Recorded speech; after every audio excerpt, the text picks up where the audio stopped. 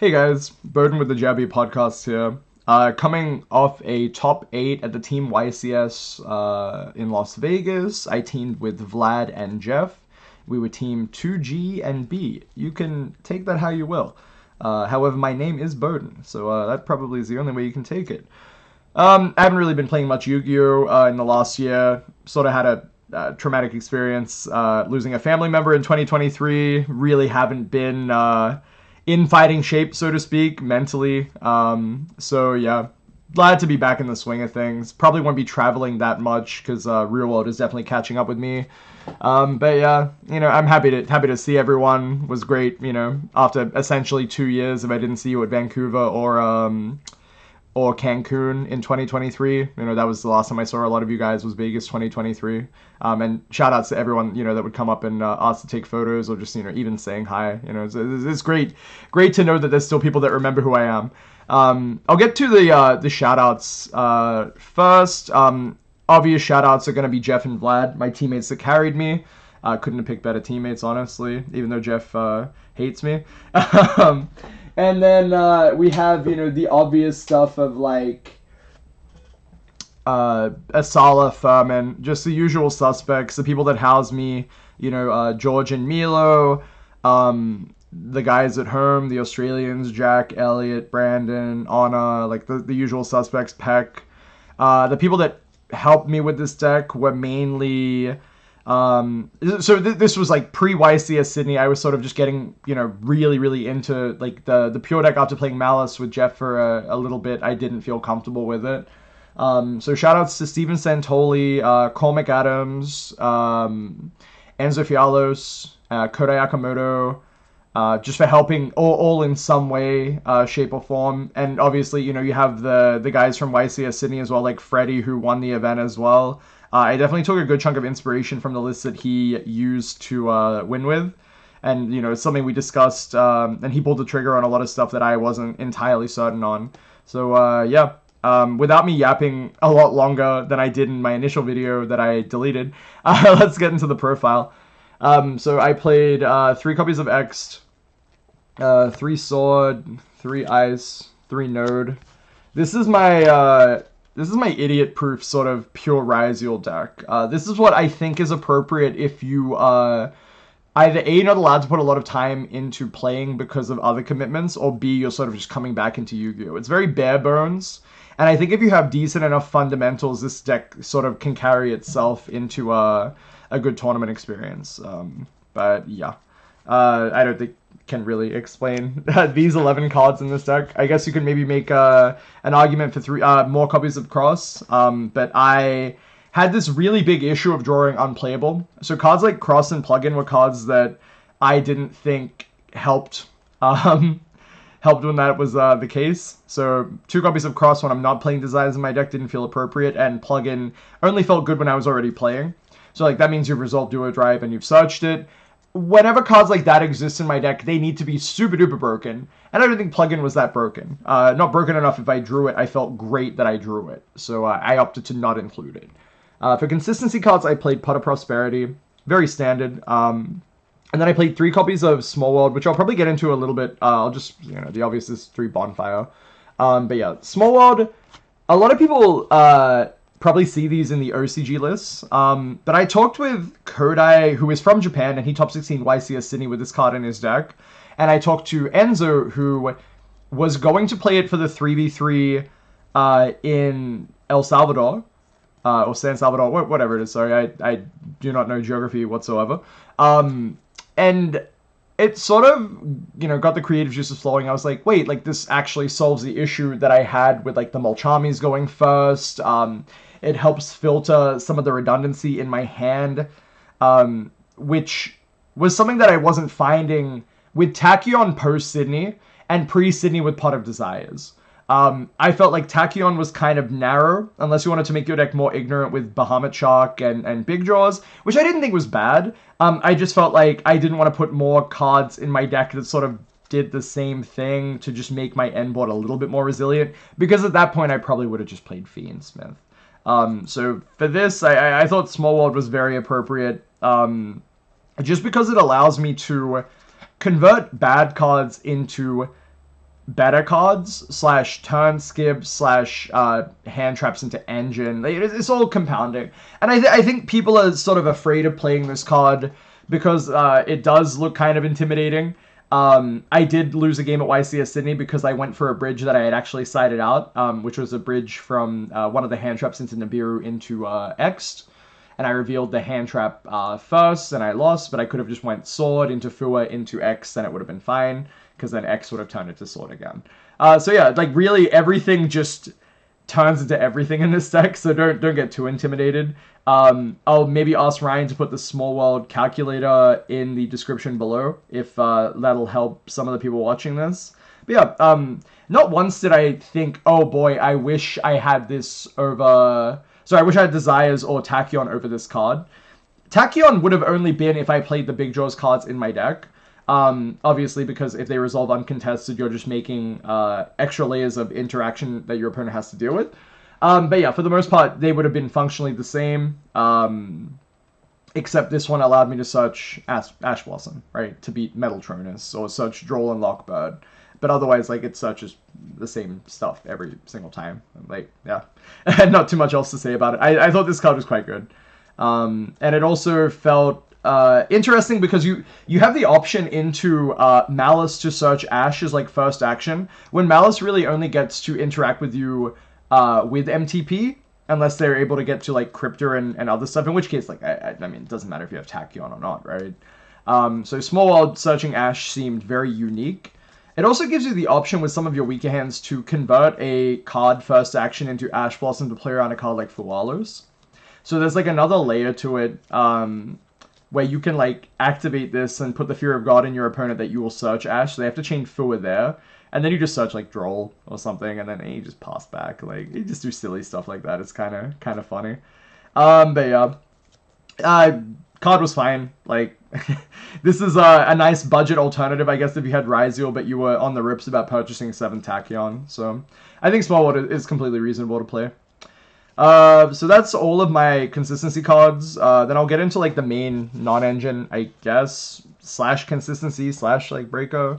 Like, Talon's Metaltronus. For the most part, these are for cross-out. I think Talon's is quite good. I think Metaltronus is quite good.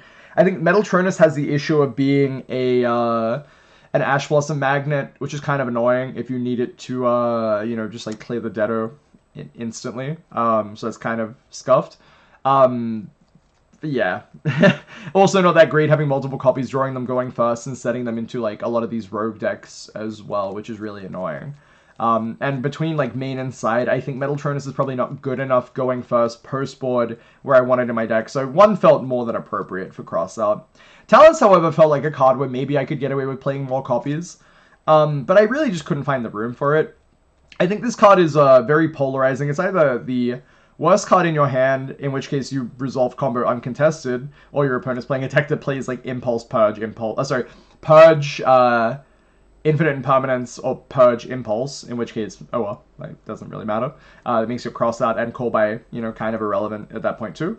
But yeah, Tactics just felt like it functioned quite good going first and second in terms of breaking the board, fixing hands, or just, you know, like ripping hand as well. It felt like it was just very, very silly with how current meta trends are looking. But yeah, probably not good enough for me to fit 3 copies in, and I would like 3 copies in my deck because it seems broken enough where I want to see more games with that card in my deck. Similar vein to cards like Crossout, where it's like, well, why wouldn't you just play 3 copies of Crossout? Like, broken card, helps exploit mirror match, and then just beats a lot of the non-engine in every other deck, obviously. Biggest downside about this card I've found is, like, into decks like Blue Eyes and into decks like Malice, they can sometimes get carried by like Impulse and Purge, which is really annoying. And you look at your hand of, like, cross out something, and they, like, stop the first action you have to play, and you're just like, oh, well, like, I guess I lose. But yeah. Similar with, like, Kolbai, but Necessary Evil. Majority of your matchups, which mine were just like pure Ryzeal or like Fiendsmith Ryzeal, so can't really complain. This has unique utility where I felt it necessary to be in my main deck as the 41st card. It would, you know, interact with the Blue Eyes deck. It would interact with the Ryzeal deck, whether it be Fiendsmith or pure. It would interact with some Mermail end boards going second when you hand trap them, and obviously like Malice as well, like Kolbai on White Binder. When they GWC, is funny. I think there's like very few cards that sort of do what Kolbai does in the current metagame, so I felt the need to have this card in my main deck to see it, more often than not, more games, right? Like, more games where you see broken cards is always better, even though they might only be functional going first, then, well, why not have them in your main deck to give yourself the 50-50 where you draw them going first, and Kolbai has the benefit of being functional going second. So that's enough of me explaining a card that came out almost 8 years ago, that I think people are still on the ropes about and when they try and figure out how good it is. 3 copies of Fua, Necessary Evil in the format. I think nothing really does what this card does. It makes your opponent default to Detonator, which is also why you'll see certain ratios for other hand traps that I'm playing. But yeah, Necessary Evil into like a lot of the rogue decks as well. Just functionally insane card. But the issue that I had with this card was like I would go first and it would literally just be a level 4 for Duo Drive, which is fine. Small definitely bridged Fua into other broken cards a lot more often, which I thought was very, very fun. It also helps you bridge in between, not like just start bridge, which is funny. Because of Droll and stuff like that. But yeah, no, Necessary Evil. And I think I would like to have this card in my main deck to have the option to draw it game 1. Siding it just for going second doesn't feel appropriate. Playing 1 doesn't feel appropriate. If it cross out, 3 is the Necessary Evil. 3 Ash, which I stole from my teammate Bladis because my secrets were warped. Standard, required. Underperforms, low-key, but I think, again, Necessary Evil has functionality into everything. Just all-around good card.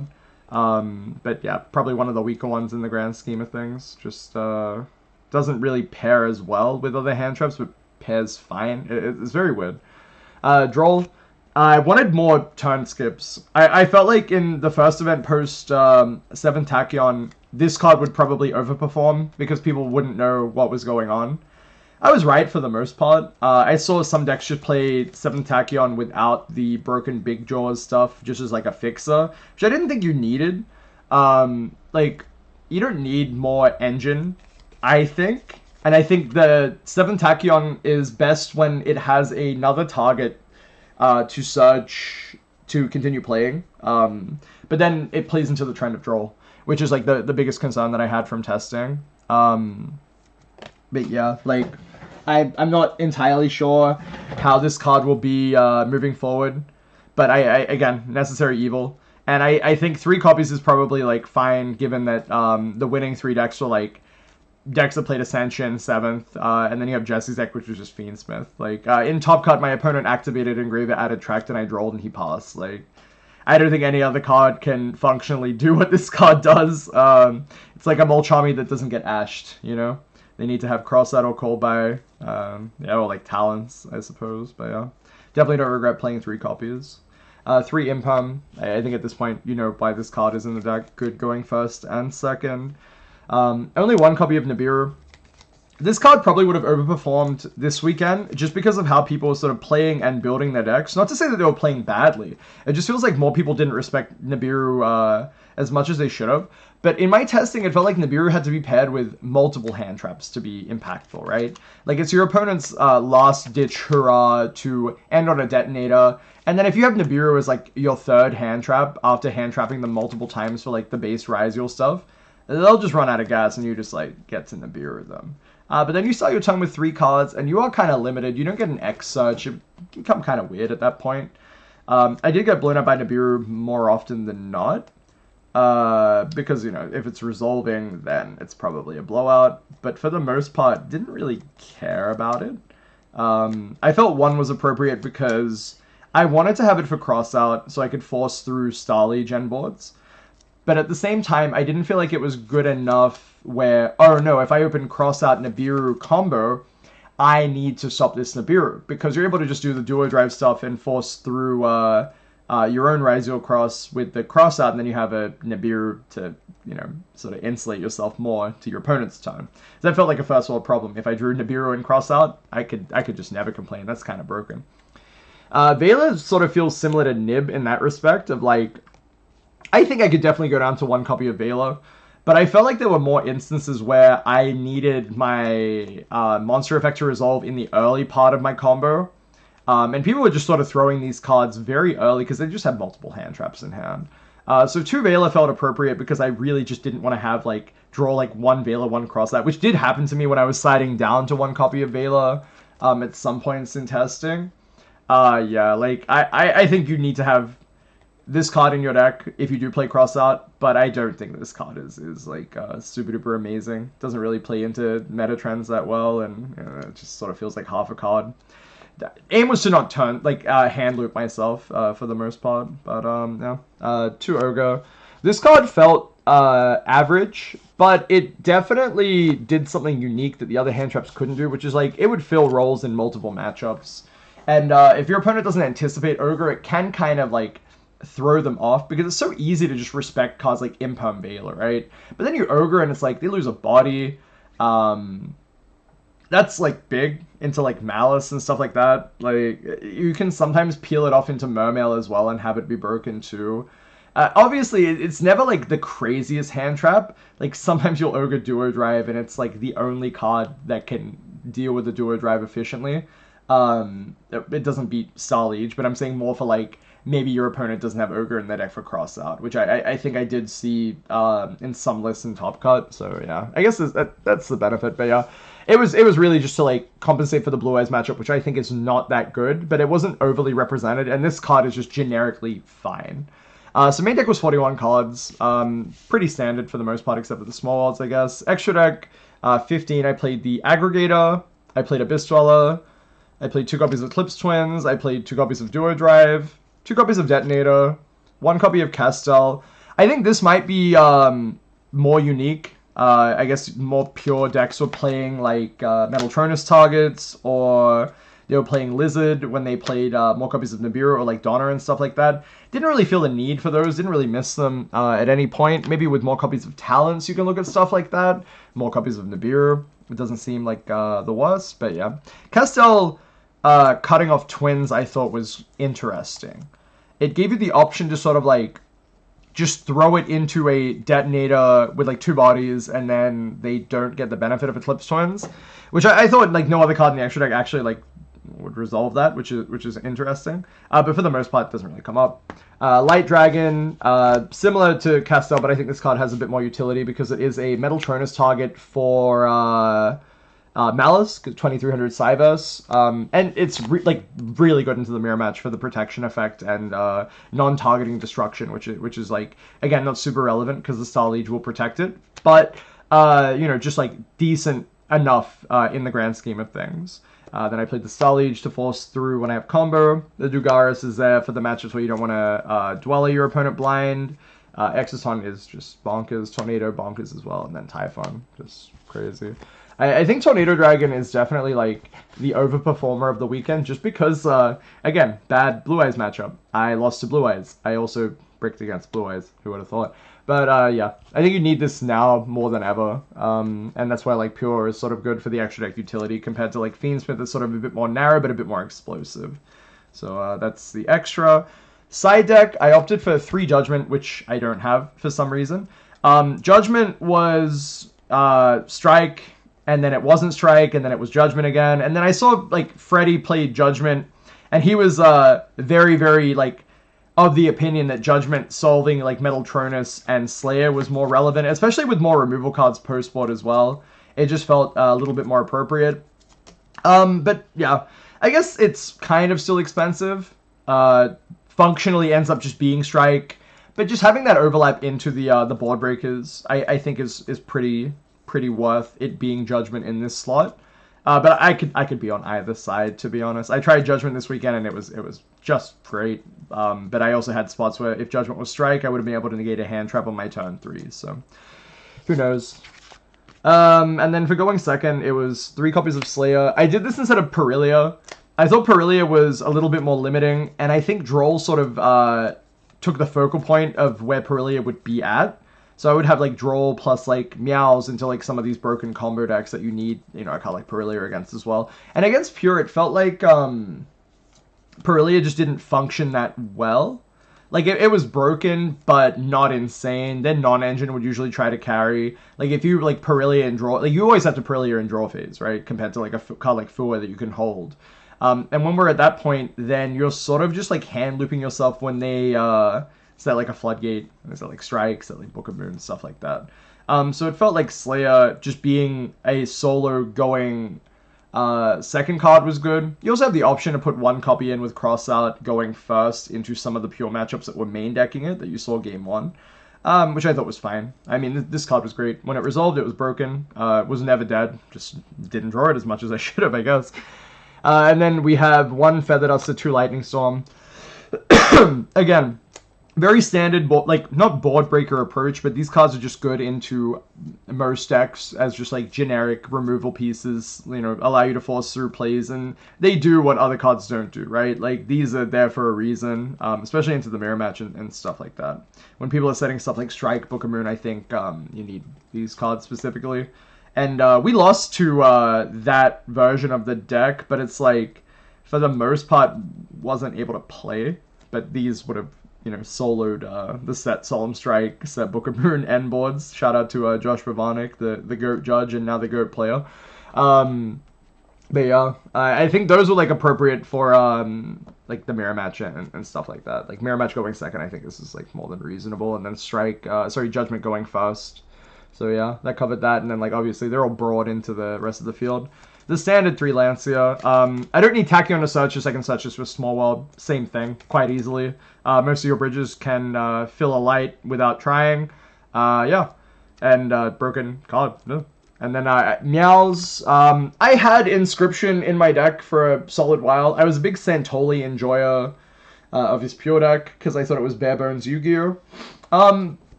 My biggest problem with Inscription was probably like, if my opponent went balls to the wall ignorant, I didn't really have much going on going second.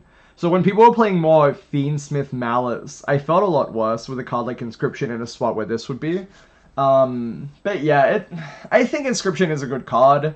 I would probably rework the deck to fit it in. I think Meows definitely was a good comfort pick because you know what it does, right? The benefit of these cards is that your opponent will freeze up and make incorrect decisions or incorrect plays. And yeah, for the most part, when Meows would resolve, like, that's what would happen. Like, they either stop or they give you cards, and like your opponent has to be on the level where they can gauge whether or not that's correct or it isn't. So that's why I opted for Meows. Just sort of knew what I was getting, and it had the good enough overlap into Mermail, and I guess if you want to like put it in against Blue Eyes as well.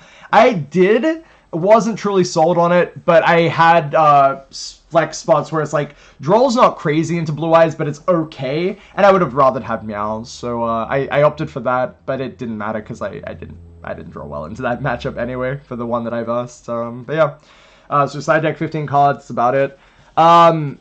I think there might have been some shoutouts that I missed real quick. Shout out to Dylan Isaac for the testing and Jack Sprunt for the testing as well. Yeah. Really wouldn't change much, like, outside of deck choice, I think would be the big thing. I think for Pure, this is where I wanted to be at after testing all of the variants, including the Dom Mike deck, which I, you know, myself and Dylan came to, like, independently, and then it's just funny that they ended up also testing, so, there's that. But yeah, I guess, like, my, decision-making skills were incorrect, and maybe I had the YCS winning list the whole time.